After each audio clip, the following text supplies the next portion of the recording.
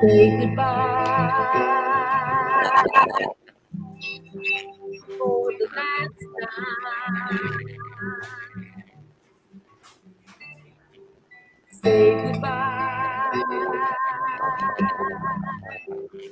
for the last time.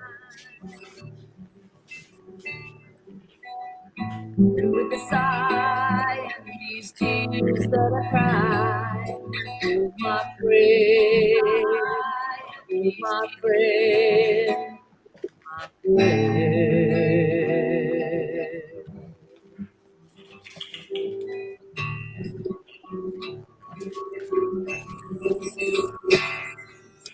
Say hello to the sorrow.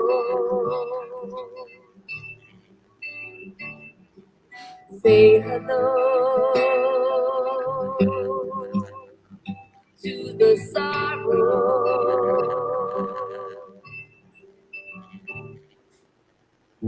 And with a sigh and these tears that I cry, oh my friend, oh my friend, oh my friend.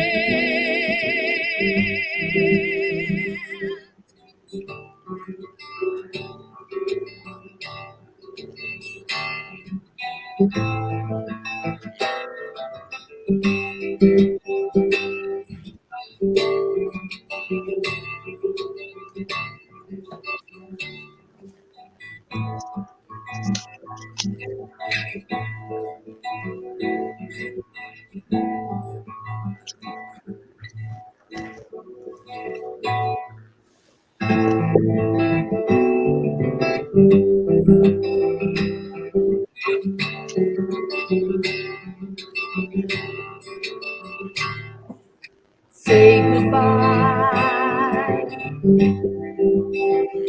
for the last time. You must say goodbye for the last time.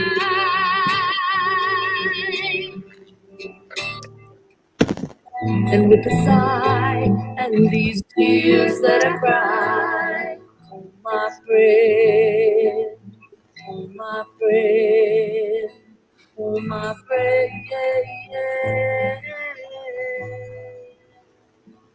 oh my friend.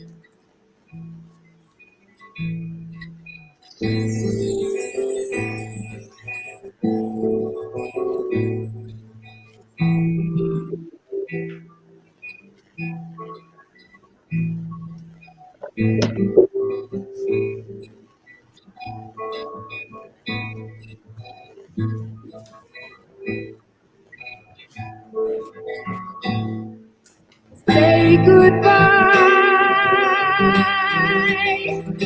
for the last time.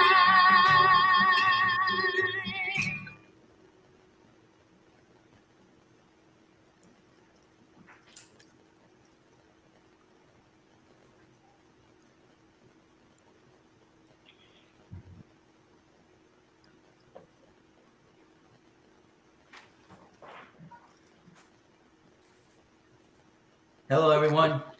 Welcome to our show. The Last Goodbye Dash Book, Heroes of America. Sorry for that. I thought I heard something. That's why I stopped. I'm Johnny Pizza Fratangelo, your host, along with my executive producer, Fratangelo-Berardi, and our co-host, Ray-Stingray, Ralph Narciso, and Jenn Pro. Today we have a special guest, a Vietnam combat veteran who was a Purple Heart recipient who was wounded very seriously in Vietnam. He's going to tell his story. His name is John Pascale. John, are you with us? I am. Okay, John. All right. You met everybody on the show already, so we'd like to hear your story, and then we'll probably have some questions for you. So tell us about yourself, John. Okay? Okay. I was drafted in May of '69. I went through basic and AIT at Jackson. I went through jump school at Maine. As part of their NCO program there. I ended up training troops in Fort Ord prior to being shipped to Vietnam. I was kind of a short timer. I only had 10 months left in the service when they shipped me to Vietnam. I ended up coming into out of Fort Lewis in Washington. I flew into Cameron Bay. They flew me up to Fubai. I was attached to the 101st and sent over to Bravo Company 3rd to the 187th out at Camp Devon. I was immediately put into the field, actually, and I was assigned to a small element, recon element, 4 guys, 5 guys. I was with them approximately 15 days, and we had made contact and broke contact, and it was during that evening that I ended up in a clearing, and we called in defensive targets for ourselves, and we were waiting for an extraction the following morning. When the extraction was about to take place, I moved back out into that clearing with the 4 guys I was with, and we were checking each other out for equipment. I had 3 guys walk by me. I talked to the last guy. I told him I was going to take the back end. I turned and took a step, and I hit a concussion line. There were 4 of them in a diamond pattern. Everybody froze. I was probably blown 12 or 15 feet in the air. When I hit the ground, I rolled over and instinctively fired my weapon to the outside. And in there, the guy that was behind me, he immediately addressed my situation. I was kind of dazed, didn't lose any kind of consciousness or anything. When I did finally go over, I realized that a good portion of my left foot was blown to, was nothing left there. The boot was blown up in front. I could see the heel hanging. It was kind of scary actually, but the one thing I did know was that I was alive on the ground at that moment. Called in a dust off. That happened at 7:50 in the morning.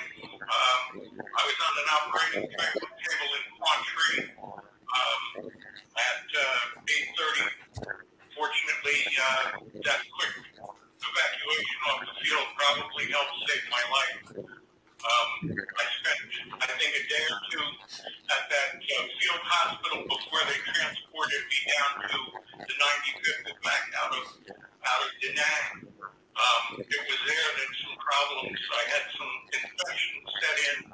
They couldn't seem to get me out of Vietnam because they normally like to move you rather quickly. I think I spent a week or a week and a half at the 95th evac while they tried to control an extremely high temperature. At the time, was 18 years old. She got to tell me that I had received a traumatic amputation, and they would further progress her. Unfortunately, the next telegram she got indicated that I was in grave condition. Obviously, they didn't know what was causing this fever or the infections. They thought it might have been malaria. There were a couple of things that were going on, actually. It was a reaction to the penicillin that they gave me. Once they were able to kind of stabilize the temperature, I was flown to the 49th hospital in Japan, Camp Zuma, I think, or Zama. I spent a month and a half there because they couldn't figure out where these infections were coming from. I went through 5 surgeries. Initially, when I ended up in that hospital, I still had an ankle. By the time I left that hospital, I no longer had an ankle, and they had done 3 or 4 revisions, and my leg was continually getting shorter and shorter, which is kind of scary. They finally stabilized me and sent me to, I thought I would go to the Army Hospital out of Queens for, I can't remember. Actually, I ended up sending me to Valley Forge in Pennsylvania. It was an amputee center for the East Coast. I ended up getting there in sometime November. I was initially wounded in September. The first thing they did for me was at least let me get home, which I did, get to see my wife and family, and kind of indicate to them, what my mindset was. Of course, when everybody thinks about losing a limb, it's kind of tragic, but at the same time, I couldn't feel sorry for myself. I was on an amputee ward, probably 100 to 150 amputees. Some guys were double or triple amps. I was considered on the ward to only have a minor wound to just lose my left leg below the knee. From there, I spent the balance of my service in that hospital. I was, my ETS date should have been like May of 71. I was retained in the service after June when I was formally retired. That's pretty much it.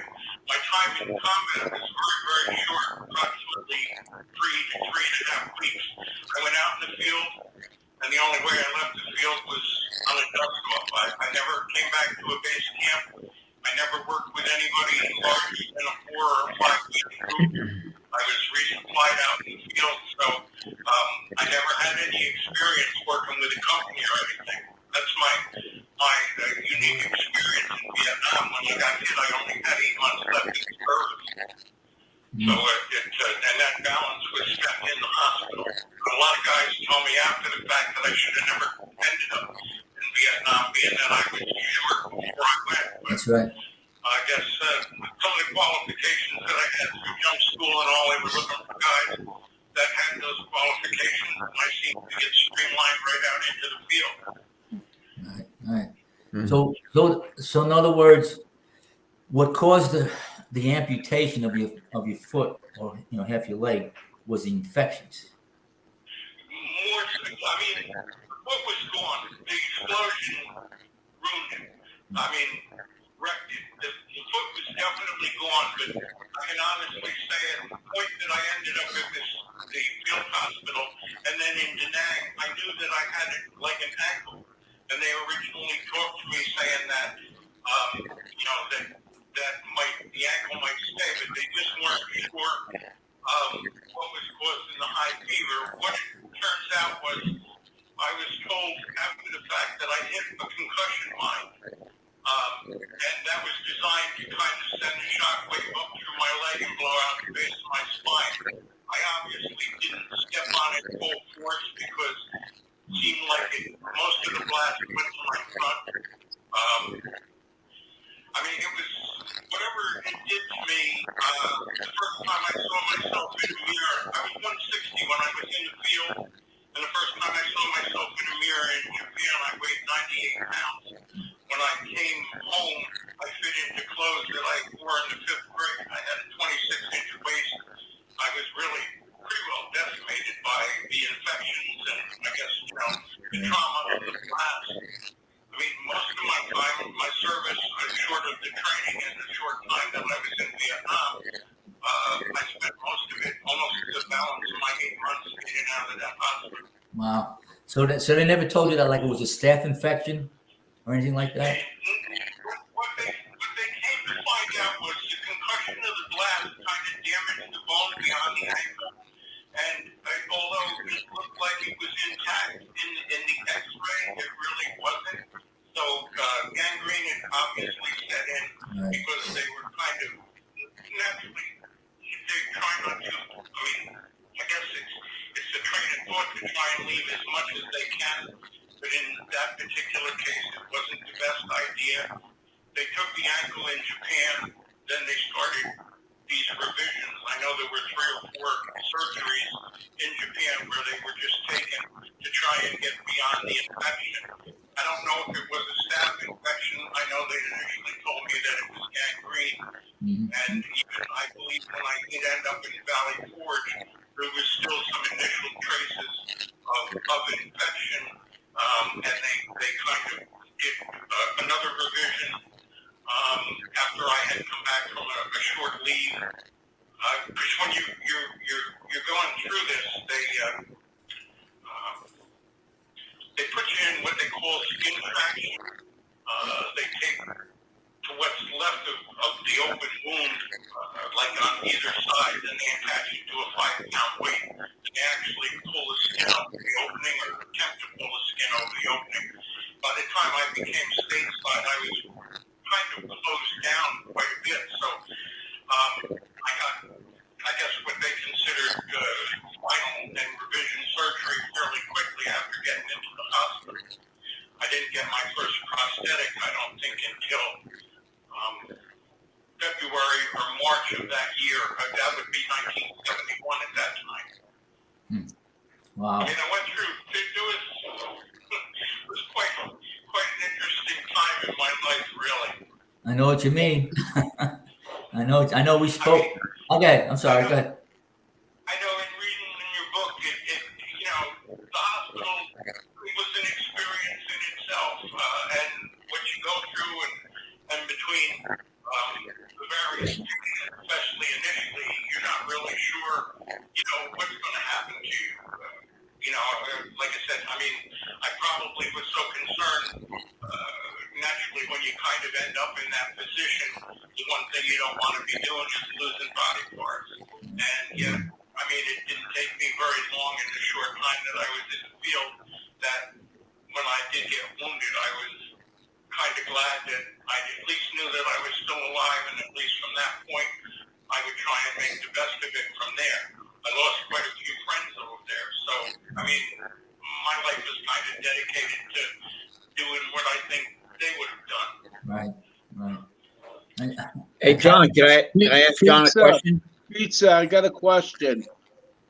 John, I can't even imagine like what you guys went through. Every week that we're on the air, I learn something different. I see things from outside, but only you could tell the people what you felt, and only you know what you went through. Can you just let the people know, like, the struggle that you went through just to keep alive? Well, I mean, yeah, the intensity from that point is it's sort of like, I can remember, I mean, it was literally the night before I got hit. We had contact, and I was kind of like wondering how the hell I was going to be able to get through the next 8 months. It's just, nobody can really understand what it's like to be out there, and practically every minute you're not sure, that your life is, whatever corner that you turn, even just brushing aside, a part of the jungle. Our missions were run in the Ashaw Valley up in I-4, and, from what I gathered in the short time that I was there, I heard that was a very, very bad place to be, and it certainly was. They had us looking for, I guess they were cutting ground through the triple canopy, and you couldn't see it from the air, and that's what we were looking for. We were looking for, like, these openings that were literally cut through the jungle, and they were, running supply routes. That's what I knew we were set out to kind of look for, and we actually ended up stumbling into probably, might have been a platoon, it could have been a company-sized element, so when we made initial contact, we had to break it, and I believe that's what led to my kind of that night moving in through the darkness and into the clearing where we decided to kind of at least pull back into an area that we could kind of defend ourselves if they were coming after us, led to the following day not being probably as fearful as I could be. When I kind of go back and reassess that, I think that was an old LC that we had stumbled into, and I actually called in defensive targets for our protection that evening, and it wasn't. I know where I sat down in that field to call them in. I hit that mine the next morning, not very far from where I sat. You know, it just, I guess. John, what was the weather like? Was it rainy? Was it like, could you see ahead? Like, No, it wasn't rainy. It was just, you know, the days were hot and the evenings were cold up in the mountains. It was a clear night from what I can recall. When I called in those defensive targets, I asked for, you know, a marking round, an airburst, you know, Willie Peter, and I got it. It was right where we were, and then from there we spread the artillery out around us, and I gave them call signs for it, and, you know, we just set up for that night for the extraction the next morning. But you know what it's like to try and move in the darkness. That was extremely, you know, I guess our adrenaline and everything else was just completely pumped up. I don't think we probably stayed on 100% alert. And I just clicked the radio, you know, during the course of that night and just let them know that we were still there. Right. And, you know, they were trying to get us out the following morning. John, go ahead. I got a question for you, John. Yes. You know, that was the 70s. The advancements in prosthetics since then have been like phenomenal. Today, people who lose their legs, lose their limbs, are offered a multitude of options to get them back on their feet, get them back mobile, get them back doing things. So take us through what it was like for you. I'm assuming you first started in a wheelchair, and how long and what kind of prosthetics were used for you to actually get back on your feet? Okay. Like I said, I got hit in September and ended up in Valley Forge in November. Did a little time home. I actually had like what they consider final surgery to kind of close up and create my stump. Now, what I was told was I was given a procedure that they call a hurdle, where they kind of cut into the main bone of my leg and they kind of flap it over and fuse it with the tibia. So I kind of have a very hard portion at the end of my stump. It's not something that they do for everybody, but at least that's what was done for me, and I was told that it was to kind of create kind of a durable system. I was told that the prosthetic that I would be going into was what they called a hard shell socket.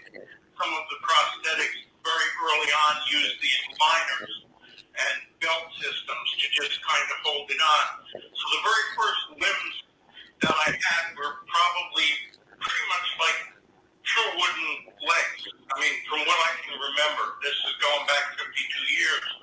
And they were very basic, and they actually curved them outwards, and when you first started to walk with them, you kind of swung your leg more so outward and then brought it out in front of you.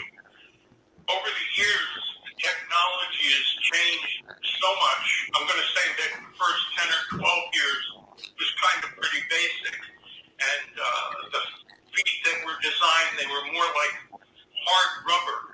If you stepped on a pebble or a stone or hit anything uneven in the pavement, it kind of threw you. I'm going to say that my right leg is kind of massive because I'm pretty much dependent on it. But I'm going to say about 20 years back, the technology started to change, and they started with these more modern systems that were lightweight. They started using like titanium shafts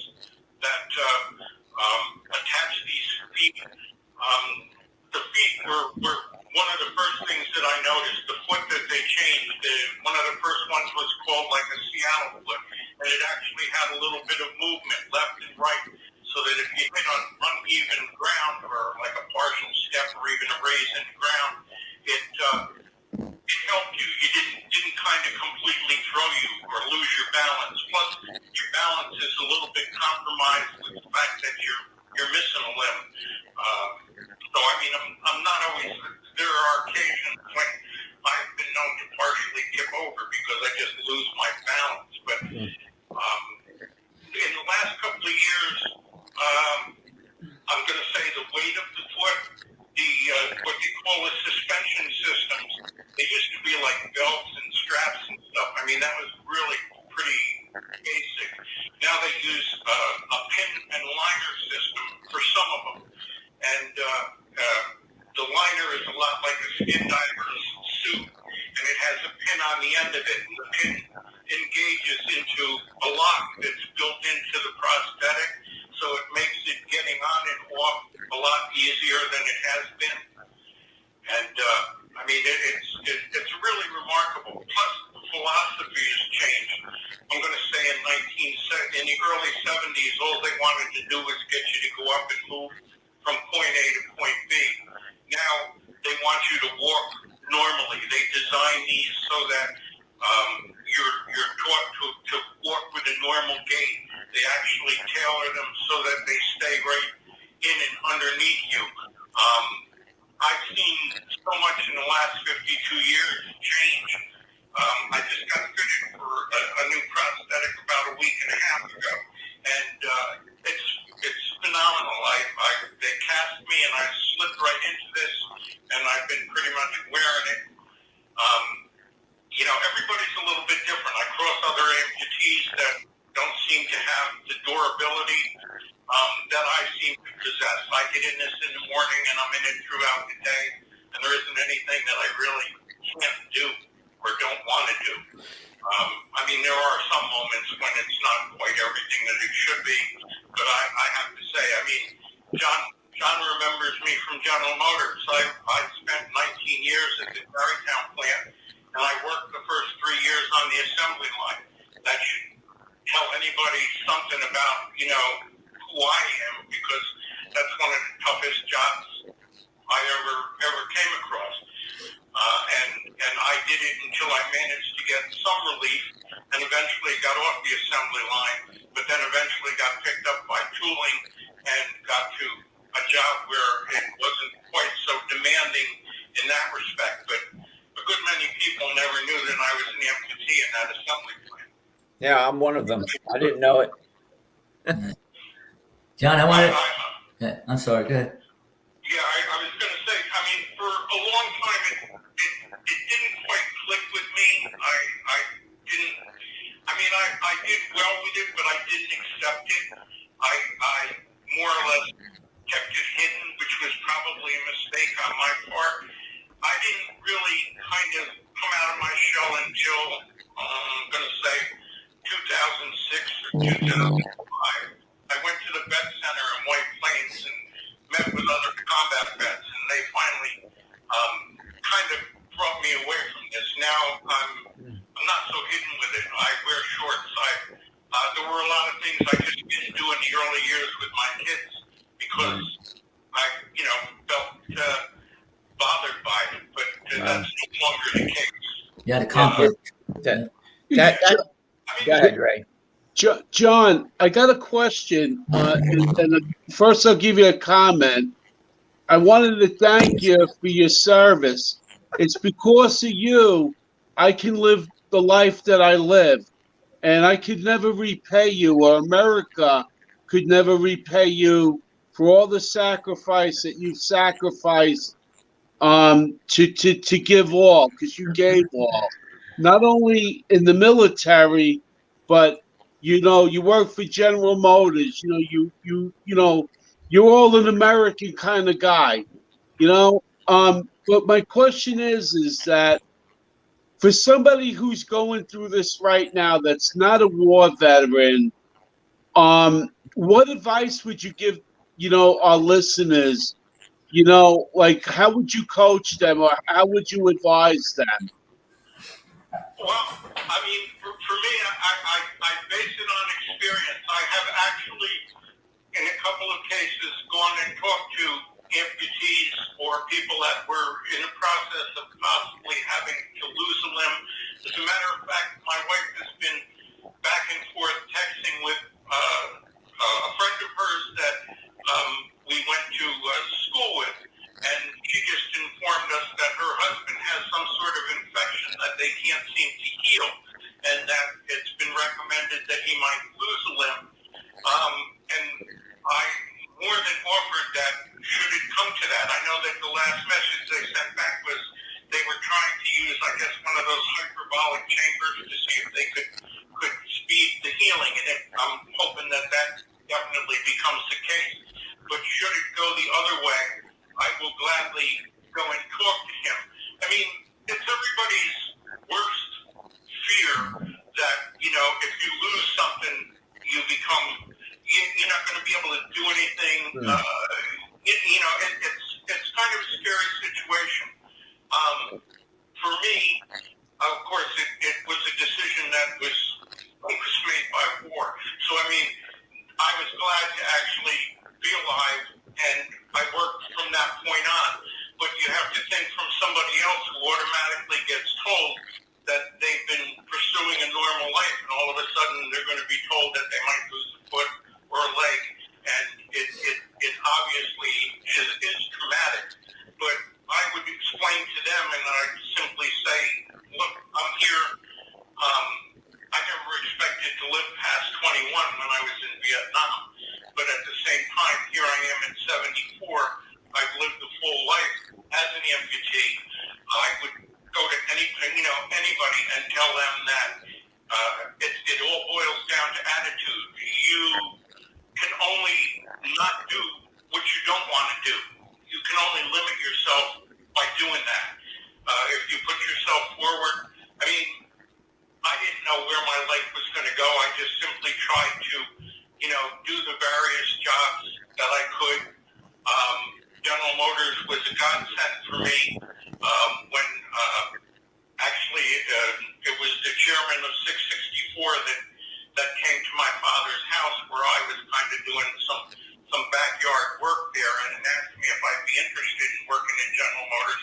He happened to mention that he had been in Michigan and that the UAW didn't really feel like they were doing enough for veterans or for handicap. And I came to his mind because he knew who I was. I was friends with all of his children. So he's the guy that got me into General Motors. And I didn't ask for any special favors. Like I said, the first couple of years I worked the assembly line, and I did what I could. It was a bit to kind of get off the line. There were a lot of good people there that I eventually crossed paths with that, helped. So, I mean, to me, I've lived a full life. Anybody losing a limb, it's not a deterrent. There are so many things out there now that especially when I look at the Afghanistan vets, I had a couple of years back when I was part of the vet center out of White Plains, gone to Walter Reed and talked to a couple of these guys. I mean, most of them are double and triple and even quadruple amps because it would have killed us in Vietnam, but they have so much safety equipment. It's mind-boggling that they can survive what they're surviving, and most of them, it's attitude. It's where you want to be. Sometimes I see these ads for tunnels to towers, and I mean,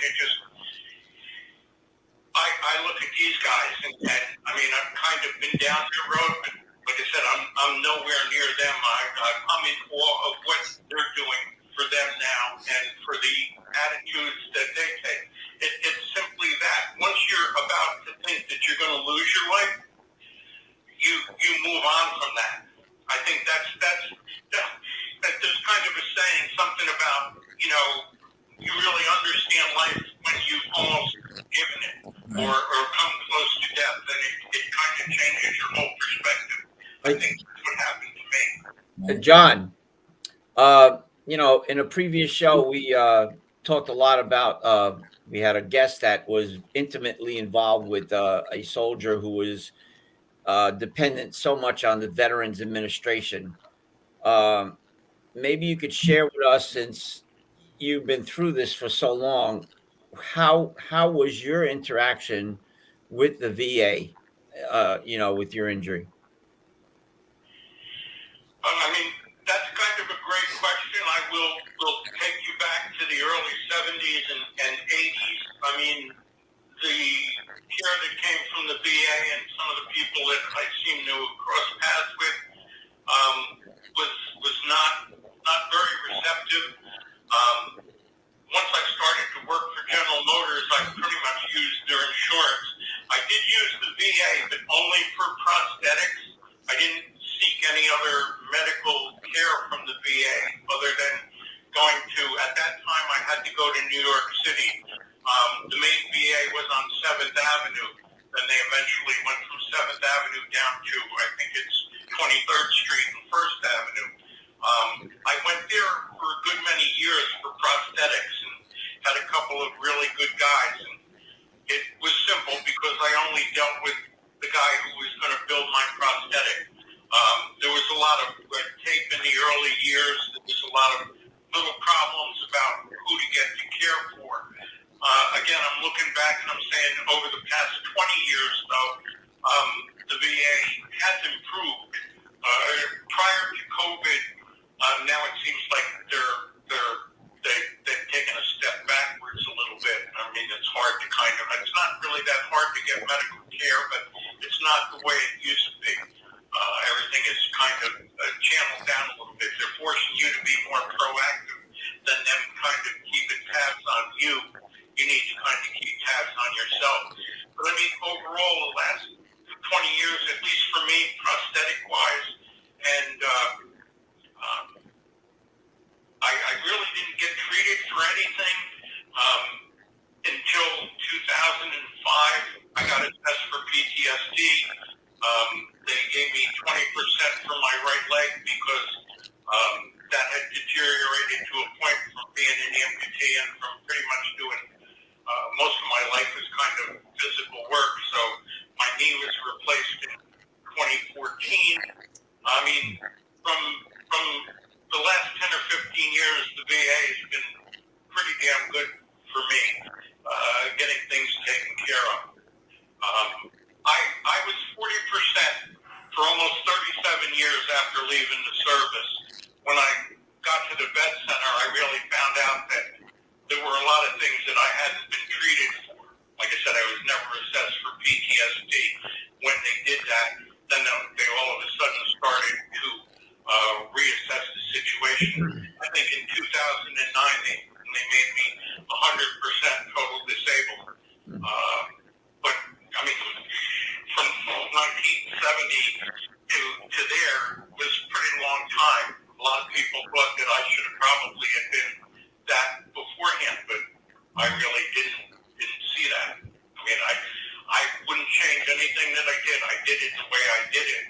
But I began to realize when my right leg started to go away and I left General Motors, I was working, another physical job, and I took it to a point where I couldn't stand the pain anymore and started to, seek for help. I went to the New York State Labor Board to see if I could get vocational training. They were the people that gave me this guy's number at the White Plains Vet Center. I think it was like 2005 that I went to see him, and from 2005, over the next couple of years, he helped me, process and get things that I should have been entitled to. And, I mean, I still remember when he asked me where the hell I had been for 37 years.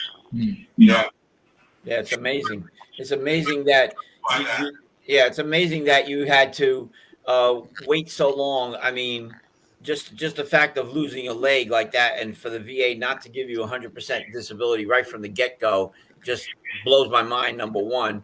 And then number two, to have to start a process in 2005 that lasted until 2009 before they gave you 100% disability.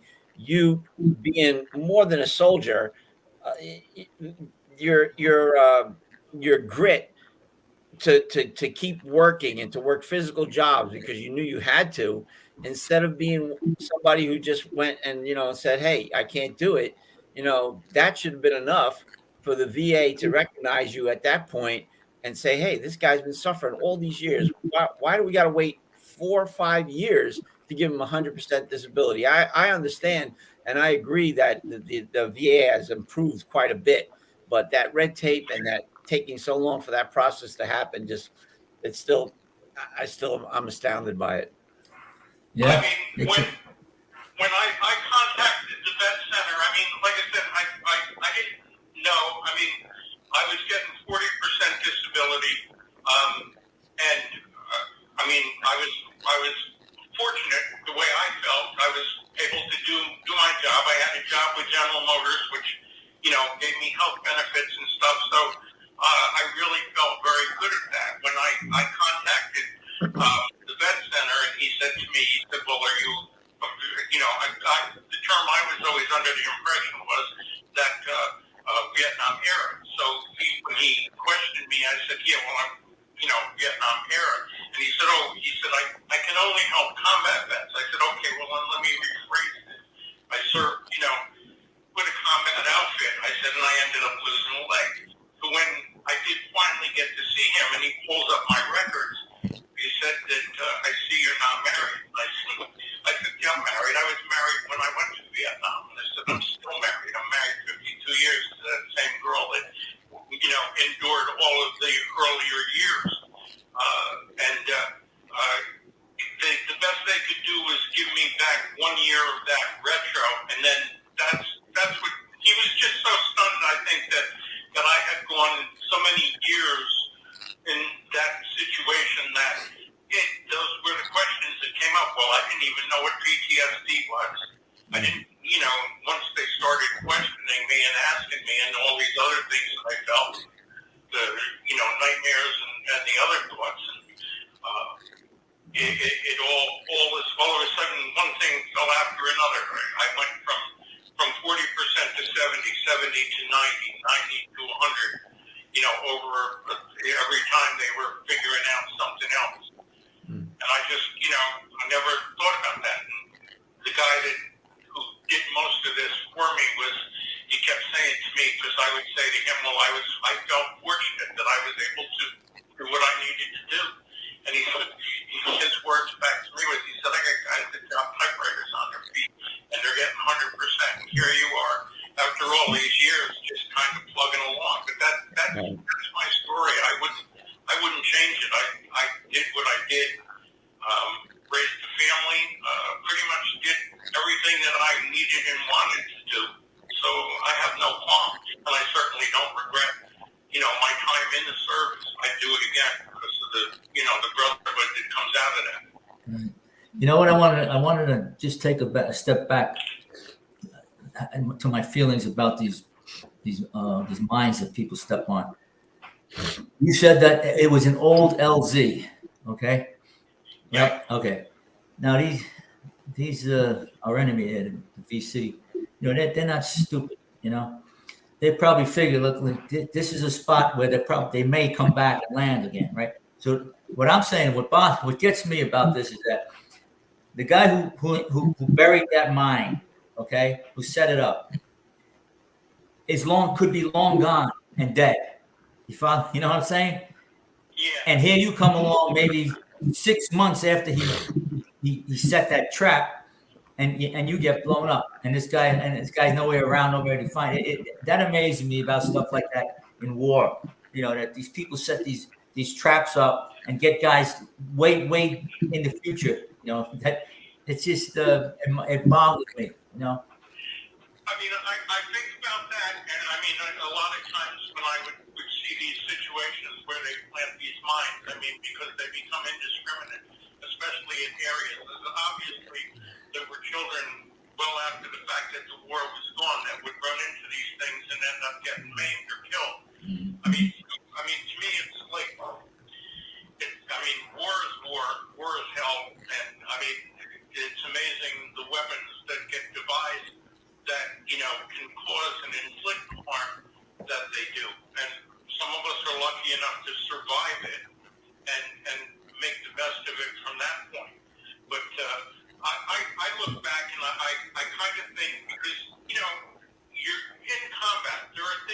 learn survival skills.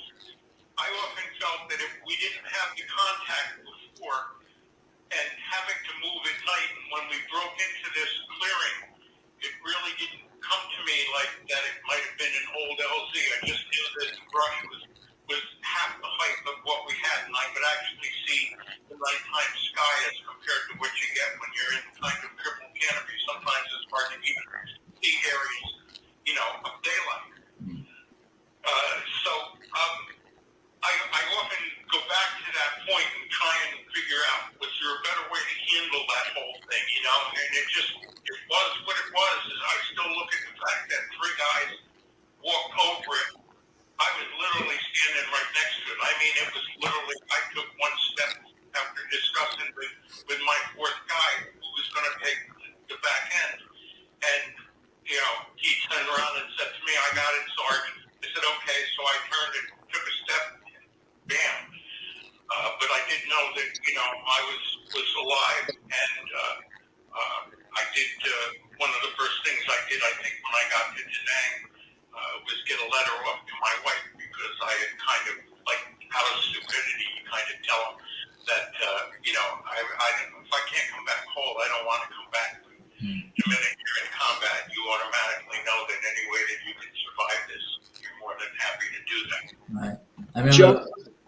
John, I just thought about this. How did your family adapt? Your long-term wife. How did your family adapt with your injury, and what struggles did they have during, your aftermath? Well, I mean, it basically became my wife and I. I mean, my mother and father were still alive at that time. I know it affected my mother quite a bit. Of course, my wife and I will occasionally laugh because we remember a story when a woman friend came to see my mother, and she was kind of like questioning if I could even like stand up. People tend to draw these conclusions that when you lose body parts, you don't do too much, and it sort of wasn't that way. I mean, like I said, a lot has changed since the 70s. It's remarkable to see what's available now. I mean, to me, the only handicap you have is what you decide to handicap yourself with. And I know that the mindset is so much changed over the last, 50 years from a perspective of how we were initially treated. I mean, these guys can actually go back to their units, which I think is pretty remarkable. At that time, that wasn't even considered. I will tell you this, that the time that I spent in the hospital, I made friends with quite a few different people, and I know it was hard when my wife would come down to visit me because it's kind of like a meat market with everybody missing parts. You make the best of it. Having a sense of humor on an amputee ward is what really kind of gets you through it. And I was always amazed by the people that were around me, and nobody seemed to let it affect them. And the people that took care of us, I have the utmost respect for those nurses and doctors and whatnot.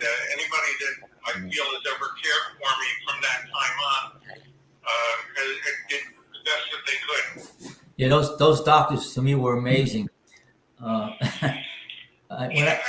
When I go ahead. Yeah, I was going to say there's something to think about because a lot of people tend to think like the military doctors were hacks and whatnot, and they weren't. I mean, they were guys that, to me, one thing I will tell you, most of the time in and out of the hospital, especially back in the early 70s when we were being treated, I mean, these guys were gaining untold experience about amputees and what they could do, and depending on how severely you were wounded, it presented a challenge.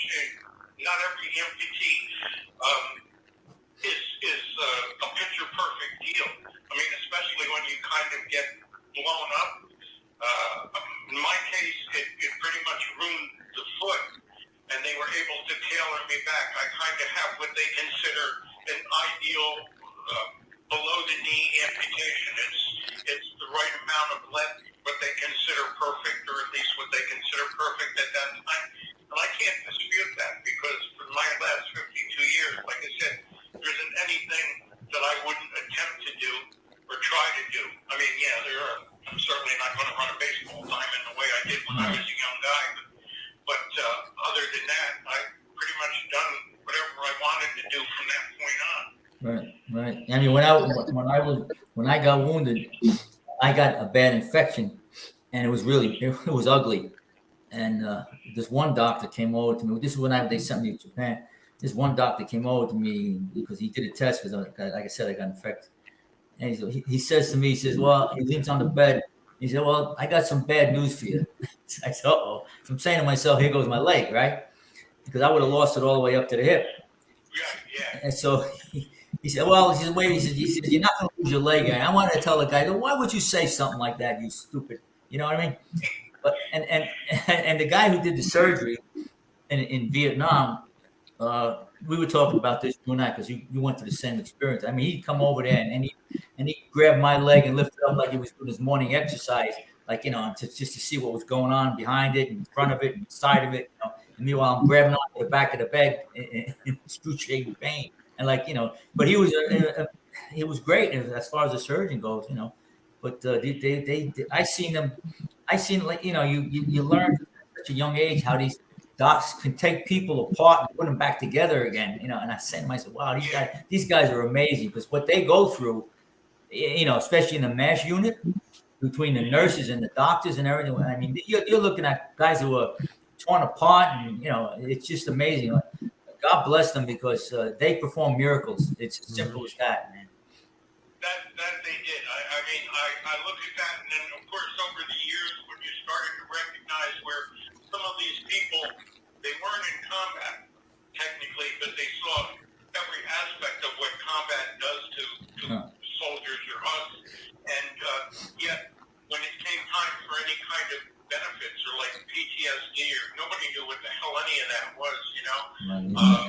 There's where a lot of strides have been made. Think about the nurses or the aides that, you know, just being involved in the triage section when you get kind of MASH did a lot to kind of show people, you know, what took place in the Korean War and how it was handled. I mean, that basically, it didn't change that much in the earlier stages of Vietnam, even when I was there in the later part of it in the 70s. That, you know, you still ended up in a surgical field hospital. And, you know, you were blessed with the initial care that they could give you there, and then they moved you, you know, to the next step and the next step from there. I can't begin to imagine what, like, the nurses and even the doctors, but especially the nurses, what they must go through lying in bed at night, especially going way back, you know. And when it first happened, I mean, what they saw was just you talk about atrocities. It's unbelievable. You know, God bless them, man. I'm telling you. Yeah. Go ahead. My head kind of goes back there, because that's what you look at. You kind of look at, nobody kind of understands that it's a great big picture. I mean, yeah, you're a soldier and you end up in combat. It's not just that. I mean, it's terrifying boarding a Huey and, you know, heading out to an LZ that you're not really sure what you're going to have or what you're going to find. That's terrifying enough, even when their LZs are cold. But then even from the point you set yourself down on the ground, it's just, nobody can really understand what goes through you and how you manage to kind of get through that. And then, of course, when your situation changes, you begin to look at everything else that's around you, and you realize that, okay, I got hurt. Thankfully, these people, you know, are here to help me, but they're helping somebody day in, day out, day in, day out. Right. And they don't really kind of get the credit for how it affects you. I mean, yeah, I got hurt in combat, but I still remember when they offloaded me in Alaska carrying the stretcher. I could just see the pain on his face from looking at us. Right. You know, that's what he never left Alaska, maybe, but his entire days were transporting wounded and soldiers that in some cases never made it out of that war Right. that night, you know? Yeah, he's Right. seeing the war time after time right in front of him, you know? Right. And Jen, go ahead. I'm sorry. And they didn't get a lot of credit. I can remember when a lot of things were going on that the nurses and some of these doctors or anybody that was involved in that category, it's sort of like, it's a lot like them discussing Agent Orange. They didn't give credit to anybody that manipulated those containers in the Air Force or in the Navy. It was only like if you had boots on the ground and they sprayed it, into the jungles that you could get any kind of credit for it. Well, John, what you've said here tonight, I don't know how our time is running, so I want to get this out. What you said here tonight is, I think, has opened the eyes of a lot of people that whoever's watching. I'm seeing by the comments, everybody's thanking you for your service. The like I said before, the grit that it took for you to do what you did and to not have that negative, like, oh, now I'm half a man or something like that. That took a lot. And I never knew that you were an amputee in General Motors. I didn't know you that well, but I knew who you were. And I just want to say thank you. I mean, what you did and what you've shown for your family, your wife, and the people around you, it takes a lot. I really appreciate it. I certainly appreciate that. When we did come back, it was kind of a tough time, so you didn't exactly go out of your way to let anybody know that you were a Vietnam veteran. When you crossed paths with somebody and you figured that out, then you kind of talked to them. But you really, we kind of stayed hidden for a while. I mean, it was a good many years before they kind of acknowledged us to begin with. So, I mean, by that time, we were well past that point. We just kind of stuck to ourselves. Whenever I find other Vietnam veterans, it's kind of like, well, welcome home, because we're the only people that did that. Right. Yeah. Jen, you got anything to ask John? I do. First of all, I just want to thank him for his service. The story is just phenomenal. But I do want to know, do you have any current complications, any kind of pain, anything that you deal with on a regular basis currently? I'm sorry, what was, I didn't get all of that. Do you have any complications that you're currently dealing with? Any kind of pain on a daily basis? Anything like that physically that you're dealing with? But I think the question was something about pain. Yeah, she wanted to know if you have continuous pain to this day, that you're dealing with. Okay. In actuality, there's something called phantom pain. I still experience that. That's been a constant. I mean, and there's always various pains. Sometimes you can overdo it and you get what they call hot spots or irritation. I've been pretty good with all of that, but phantom pain still seems to be a problem. It gives you the indication. I don't think your mind ever accepts the loss. There's not really a good understanding about it. They have often told me that it will go away with time, but it doesn't. I'm 52 years an amputee, and it's still there. I occasionally get either cramps or a feeling like somebody's squeezing my foot, or that the ankle feels sprained. And I mean, it can debilitate me. A lot of times that, not so bad now, but used to be, in some cases, I would kind of have to get totally relaxed or even fall asleep before I could get that pain to kind of go away. So there is still phantom pain. Anybody that loses a limb is going to experience phantom pain. It's just that, to me, it's like your mind never really totally accepts that loss. Your nerve endings are trimmed off at that point, but there's still the nerve endings that went all the way back to your brain. So it's always looking or searching for what's not there anymore. Right. John, a quick question.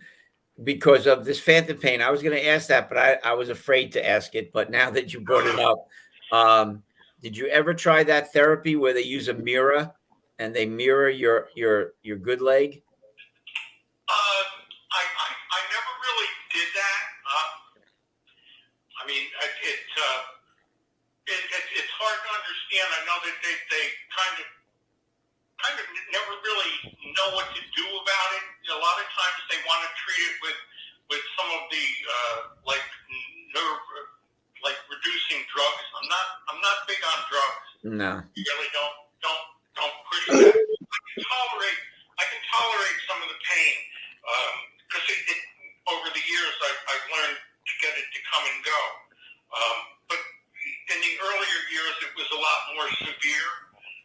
It's not so bad now. Sometimes, especially when I first get out of my limb or something, it just kind of goes crazy. My wife Joanne kind of thinks that it's just because it's like a whole day it's contained and it's sort of like I'm letting it out of it's prosthetic and it just wants to kind of feel its way.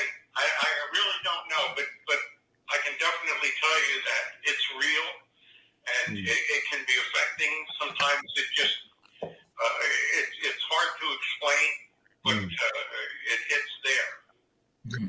John, I want to ask you, because again, the time, but would you recommend, even though that you lost a limb in Vietnam, would you recommend for younger listeners to join the military? Do you encourage the military? What's your feeling of the military now? Well, I'm thankful in one essence that it's an all-volunteer service, and those guys kind of know what they're getting into because, I look back at our generation kind of when we were drafted, and I served with a lot of guys that were drafted. I think that the draft would be kind of scary nowadays, but as far as recommending anybody to go into the military, there's a lot of good that the military does. There's a lot of MOSs that are viable. Would I really recommend combat arms? If that's what you want, because the training I think that they put forth now is phenomenal. I know it actually is a lot harder to want to get into like the specialized forces. Even they're very tight on airborne or Green Beret or just trying to become Rangers anymore. Back in the late 60s, early 70s with the war going on, they were shuffling us through those training programs rather quickly. It's a whole different ballgame now. I have no problem. I will tell you this, when my kids were growing up, I had 3 sons, I was a little bit worried about how I would handle that. Unfortunately, at least at the time that they became of age, nothing was going on here in the later 90s, and unfortunately, with things that later developed, they were well past the age of that. So, but it would have been their choice, and I would have supported whatever they wanted to do. As far as recommending the military, what I got out of it, I think made me a stronger and better person than I would have been had I not served. I agree. I recommend it highly. It's sort of like, people say to me, well, how the hell did you do that? It's sort of like, well, you know what? I learned a hell of a lot. I learned more about life in that short time there, and it made me a better person. It made me a better person after a while with my kids. I learned that tomorrow isn't something that always comes. So you live your life differently, and you do the things that you need to do. I think that's important, and I don't think that's the message a lot of people get. Thinking back to 9/11, when that tragedy took place, so many people were like, well, I never really thought that I would not see them again. My life was changed because that's the philosophy I came back with. I never thought much more about thinking too far down the road. I always made sure that I was prepared for I need to each day. All right. Great. I think that comes out of that. I don't think there's I mean, some of the veterans that I crossed out of the vet center and guys that I see afterwards, you know, it's a tough situation, but I don't think any of us, you know, really regret. It was our time and we did what we had to do. Thank you. Yep. Great. Yep. Very good, John. Great. I guess the time's up, Nikki. How we doing with time?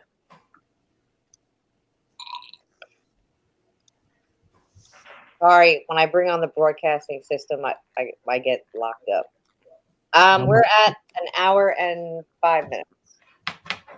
All right, so it's about time then. Okay, John, I want to thank you, buddy. Hey, I appreciate the opportunity. I don't get a chance to really kind of talk about this, and I sometimes find it. I talk more about it now than I ever did, and I find peace with it. So, I mean, if anybody there or has questions about, you know, amputations or knows somebody that's faced with that particular situation, I am here. I am here to help. I am here to answer questions.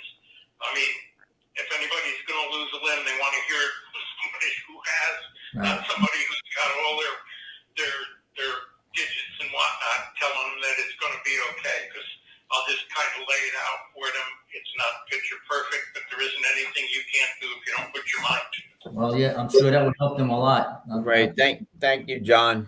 Appreciate it. Yeah, I'm sorry about the technical difficulties tonight. That's why we could have seen you, you know, visually on the screen. Yeah, I'm really sorry about that. I am definitely not computer savvy for sure, and this is my wife's computer, so I didn't know what I was possibly doing with it or not doing with it. I don't think anything's changed, so. And I know that she's not that experienced with it either, so if you were to ask her, even if she was here, we probably wouldn't have been able to figure out what we needed to figure out. Okay, well, we got your message across loud and clear. That was good. That was not good. It was great. Very John, great. Thank you. John, it was an honor and a privilege to listen to your story and meet you. It makes me realize how proud it is to be an American. Thank you again for serving. Well, thank you. I appreciate that. And yes, I mean, we do live in the greatest country that there ever is. It's kind of disheartening that a lot of people don't see that, but there are certainly a good many people that do. And, you know, I'm sure we'll get through whatever we need to in the future. Yeah. It'll work out. If anybody wants to ask John a question, just get a hold of us in the Let's Go Buy-book.com. Okay, and you can ask any questions. It's our website. Well, if you want to check out the book, you know, the Let's Go Buy-book.com, or go on Amazon for Let's Go Buy by John Fratangelo. And I'm sure there's a lot of questions that you could get answered in that book also. And I really want to thank everyone for coming and see this show tonight. We'll be back in 2 weeks. We always change the days because we always have technical difficulties or problems with our guests because something comes up and they can't appear at night, so we have to change the nights. But we appreciate everybody tuning in, and God bless you all. And I want to wish everybody a good night. John, God bless you, man, and take care of yourself. All right. John, and everybody there, thanks for this opportunity. I do appreciate it. All right. Thank great. you. God bless you, John. Hey, Pizza, I just want to wish my wife, one of your biggest fans, a happy 25th wedding anniversary. That's right. Yes, I saw it today on Facebook. I comment on it. Happy anniversary. You and Anne Marie. I can't believe I last 25 seconds, never mind 25 years. Yeah, right? Happy anniversary, Ray. Happy anniversary. God bless you. Thank you, everybody. Happy anniversary, Ray. Happy anniversary. Hey. Good night, everybody. Good night, everybody. Good Good night. night, John. Good night. All right, buddy. Thanks. I'll get a hold of you. All right, talk to you then. All right, buddy. Good night. All right, God bless you. Night.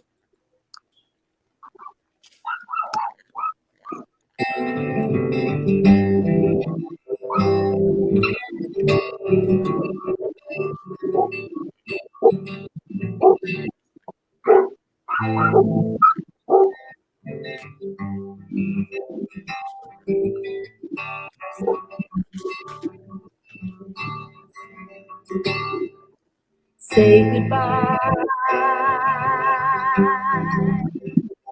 for the last time. Say goodbye for the last time.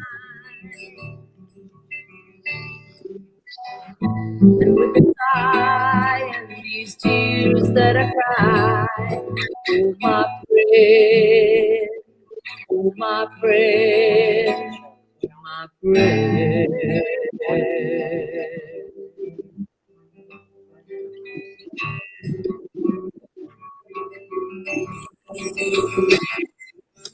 Say hello to the sorrow.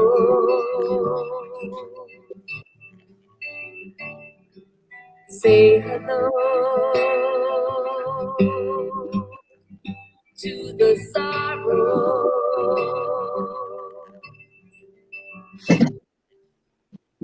And with a sigh and these tears that I cry, oh my friend, oh my friend, oh my friend.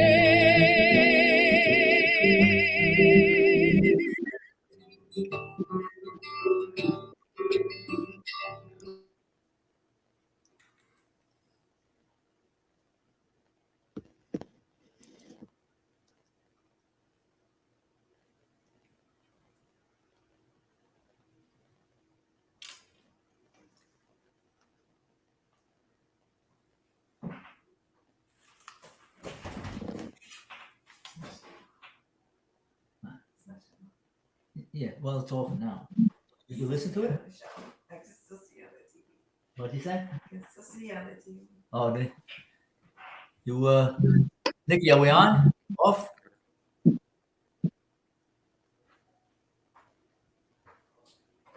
No, I can still see.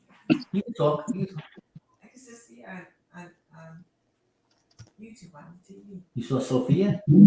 See you guys Oh, how did it look? out there talking like right now. Oh, shit.